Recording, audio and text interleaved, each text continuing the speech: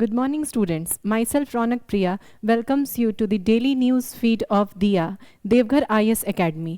आज हम 6 मार्च 2025 का करंट अफेयर्स डिस्कस करेंगे. तो चलते हैं फर्स्ट न्यूज़ की तरफ.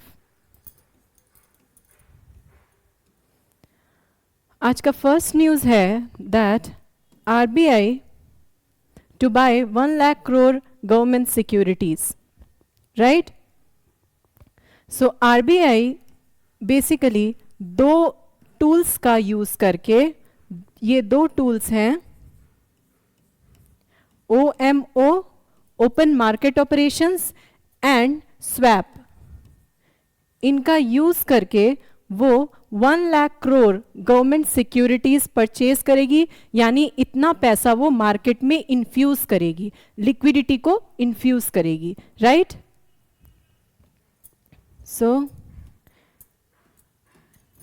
यही है इस आर्टिकल में.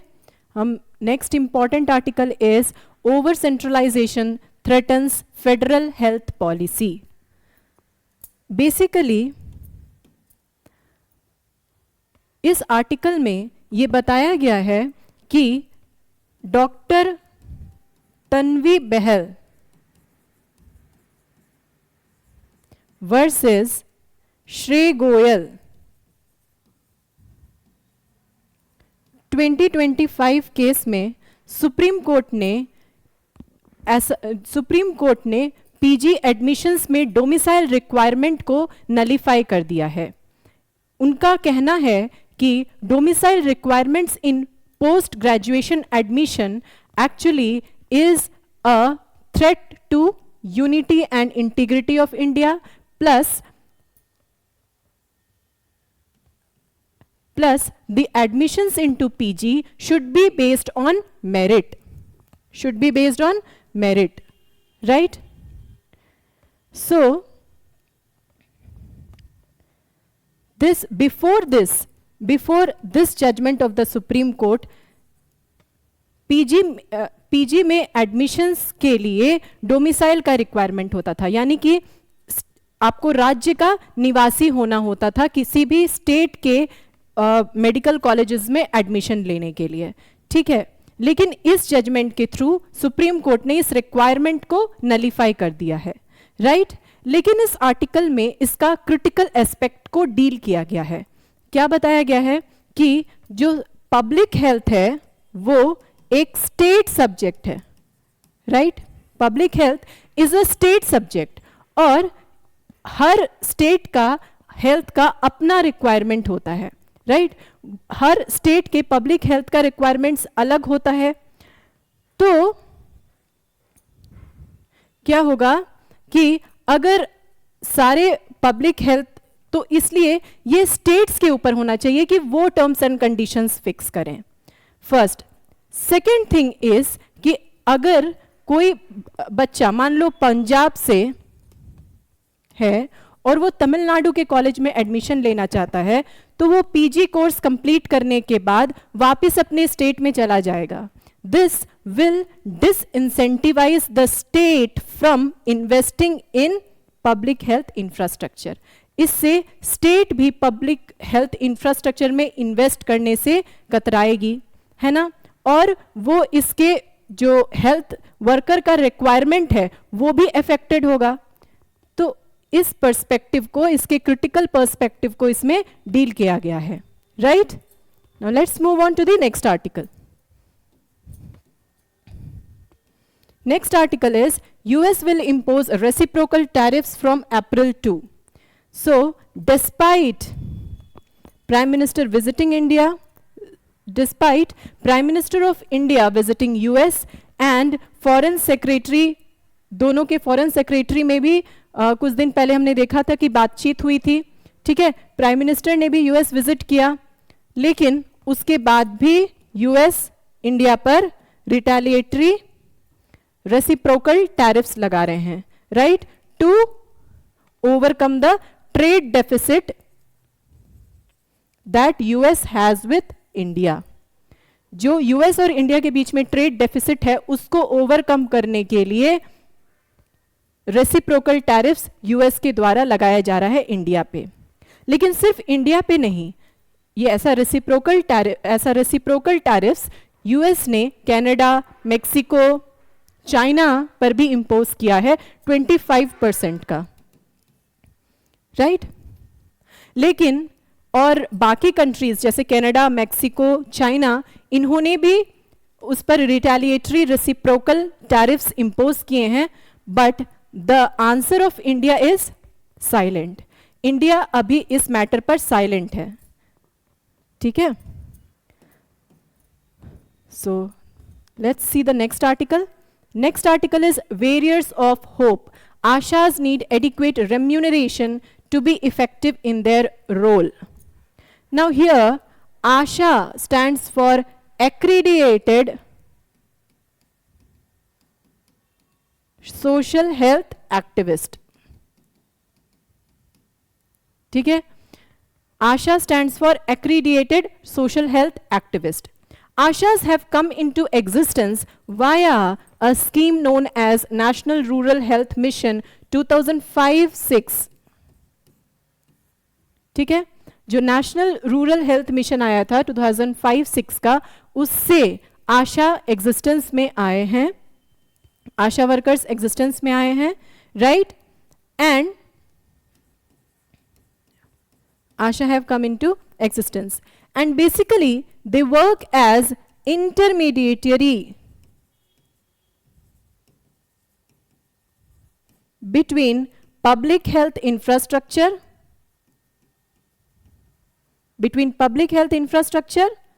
and between the beneficiary.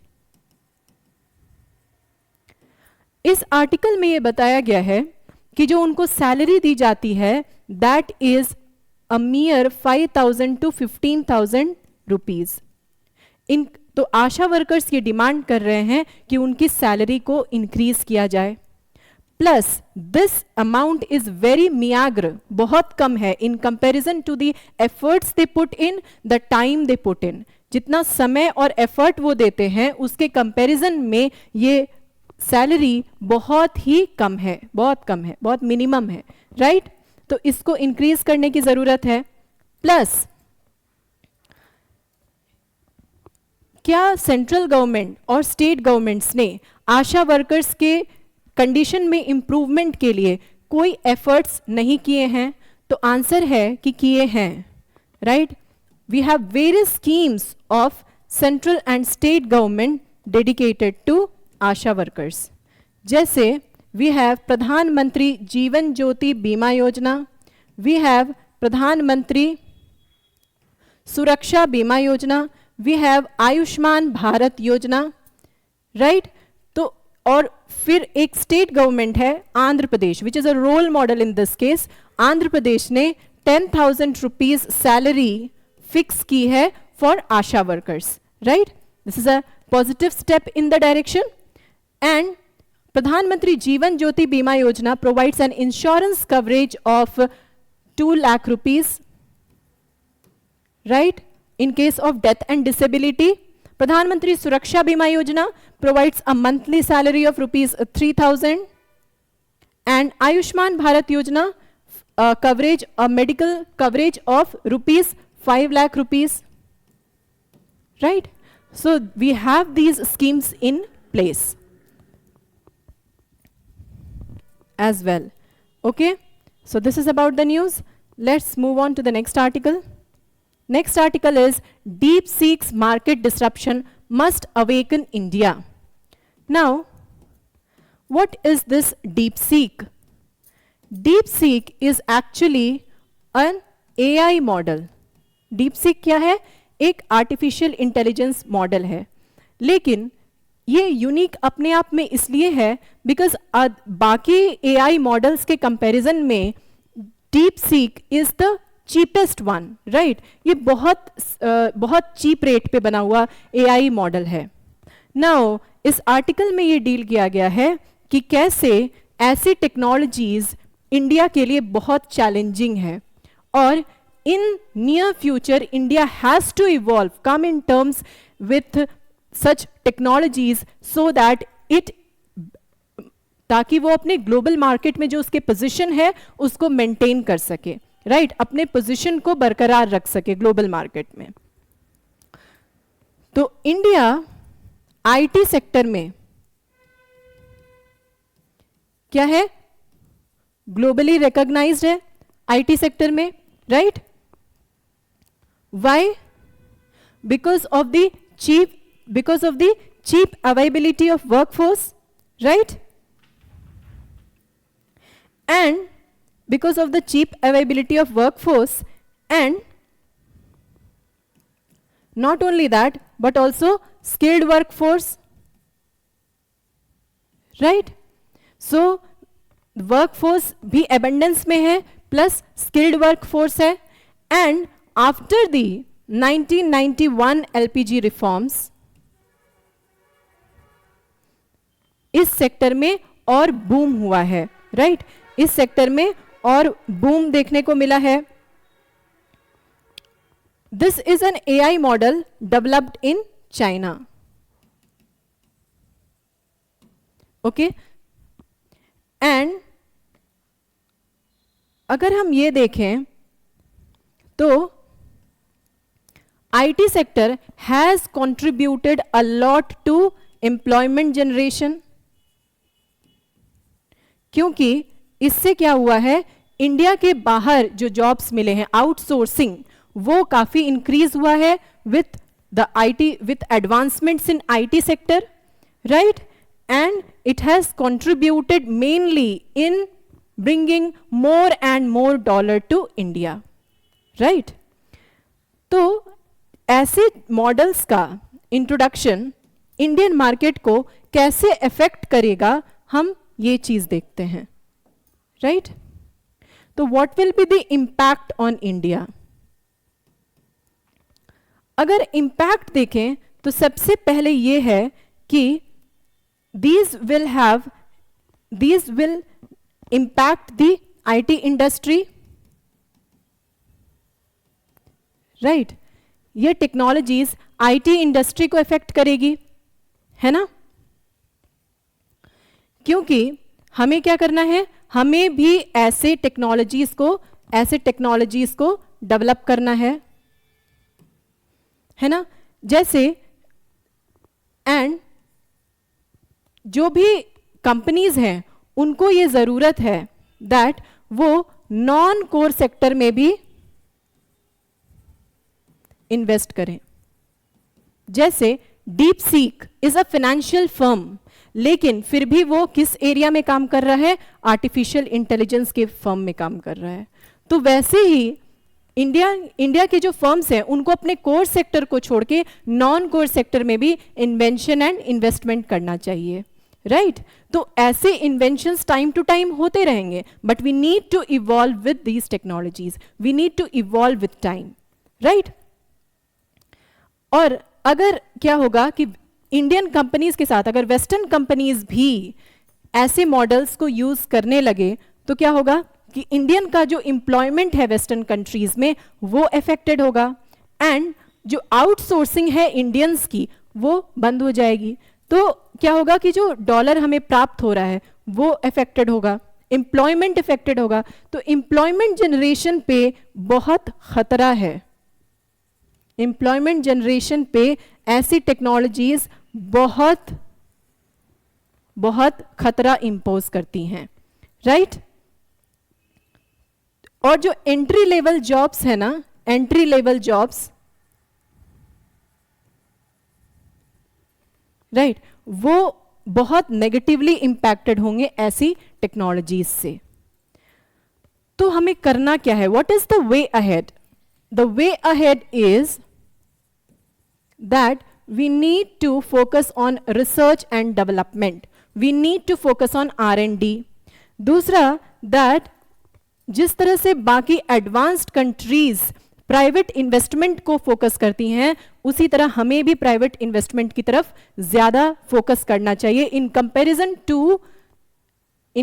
To relying on government for investment और पब्लिक सेक्टर फॉर इन्वेस्टमेंट।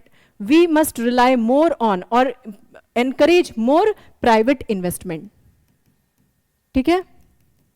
हमें ज्यादा से ज्यादा प्राइवेट इन्वेस्टमेंट को एनकरेज करना है। Next is that allocating resources for non-core sector also, right? So this is about the news. Let's see the next news. Next news is Supreme Court seeks Uttarakhand response on misuse of afforestation funds. So this afforestation funds is also known as CAMPA. This is compensatory afforestation fund, right? ये 2016 में introduce हुआ था CAMPA, and CAMPA funds came into existence in 2018. इसमें क्या है, basically कोई भी firm अगर फॉरेस्ट एरिया को ऑक्यूपाई